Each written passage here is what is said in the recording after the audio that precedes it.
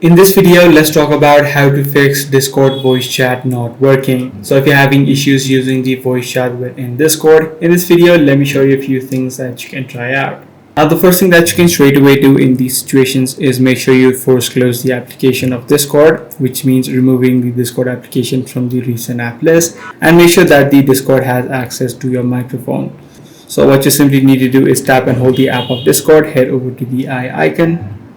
Once you're inside of the settings page, head over to storage, and right here you'll need to tap on the clear cache option. Along with that, you can also try tapping on the clear all data option. Now alongside that, what you can also do is head over to app permissions and make sure that within the permission settings, make sure that the microphone option is set to allow. If this was previously set to deny, this may be the exact issue that you're facing. Now once you complete both of these steps, you'll get logged out of your account. Make sure you log in back and try to see if the issue is now solved.